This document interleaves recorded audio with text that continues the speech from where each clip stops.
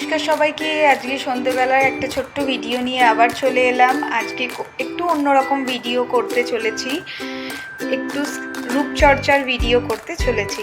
কারণ সবসময় তো একঘেয়ে ভিডিও আপনাদেরও হয়তো ভালো লাগবে না, তো এই মাঝে মাঝে একটু স্বাদ চেঞ্জ করা। যেহেতু আমি বিউটিশিয়ান, আমিও চাই সব মেয়েরা খুব ভালো থাকুক, খুব সুন্দর থাকুক।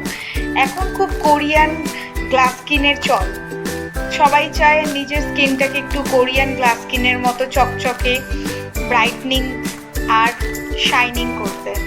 তো অনেকে তো পার্লারে যেতে পারে না, তাহলে এটা হোম রেমেডি দিয়ে কী করে করা যায় সেটারই আমি একটা ছোট্ট প্যাক নিয়ে এসেছি।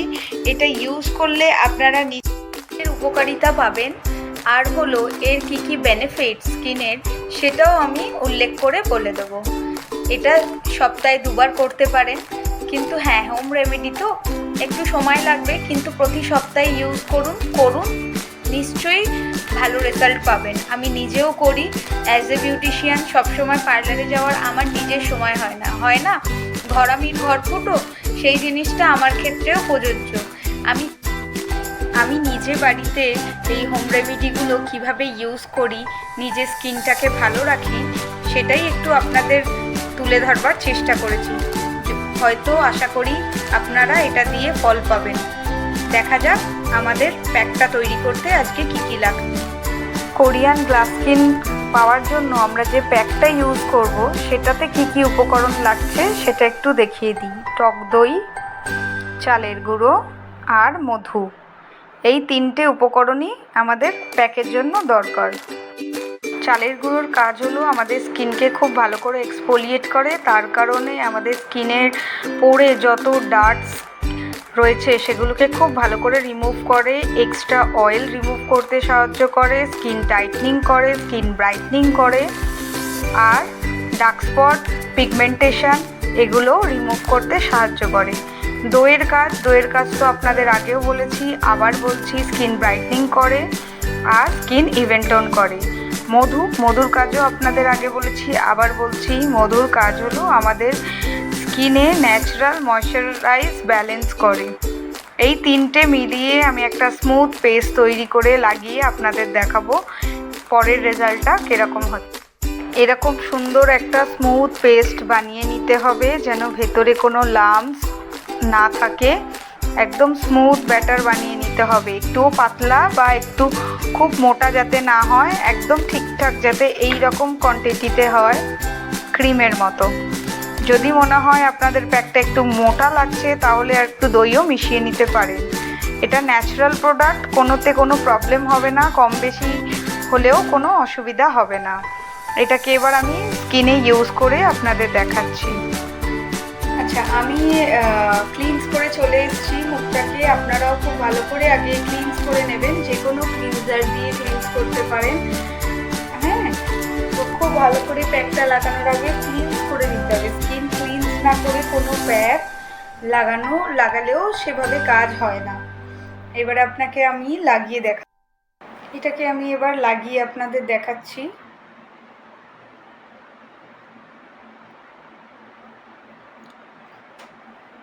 কত সুন্দর ক্রিমি একটা বেস তৈরি হয়েছে। এটা খুব ভালো কাজ করে। রাইস ফ্লাওয়ার তো স্কিনের জন্য খুবই ভালো।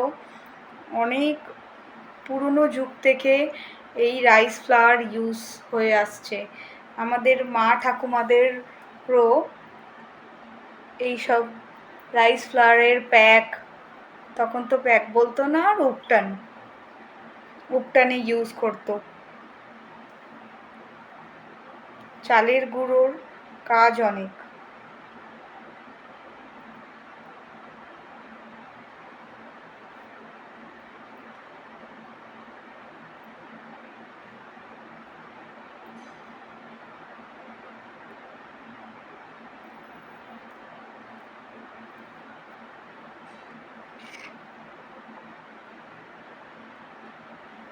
চারদিকটা খুব ভালো করে লাগিয়ে নিতে হবে।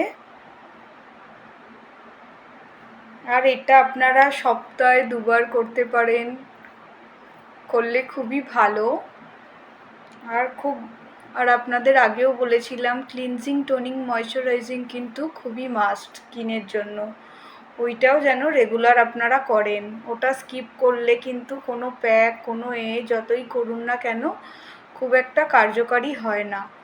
তো রেগুলার একটা রুটিন আপনাকে স্কিন রুটিন সেট করতেই হবে। তার সাথে সানস্ক্রিনও খুব ভালো করে ইউজ করতে হবে। তো আমি খুব ভালো করে লাগিয়ে দিলাম।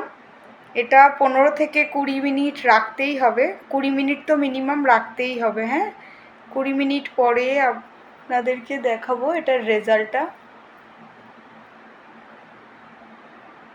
কিরাম এসছে। দেখুন আমি ক্লিনস করে চলে এসেছি। কত সুন্দর গ্লো, কতটা ক্লিন হয়েছে স্কিনটা। এটা আপনারা ডেফিনেটলি করবেন, ভীষণ ভালো কাজ দেয়।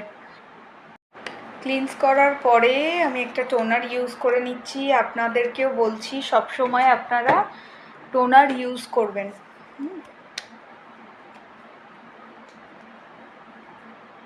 টোনার ইউজ করে টোনারটা শুকিয়ে নিয়ে একটা ময়শ্চারাইজার ইউজ করবেন। ময়শ্চারাইজার ইউজ করা খুব মাস্ট।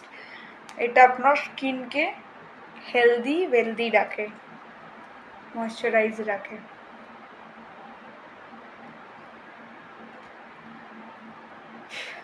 আপনাদের যে ময়শ্চারাইজারটা আপনারা স্যুট করেন সেইটা ইউজ করবেন।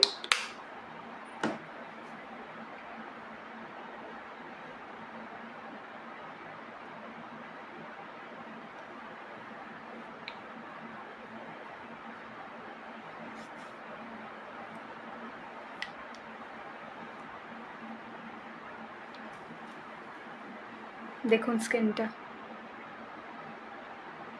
ভালো লাগলে একটা লাইক করে দেবেন। Thank you.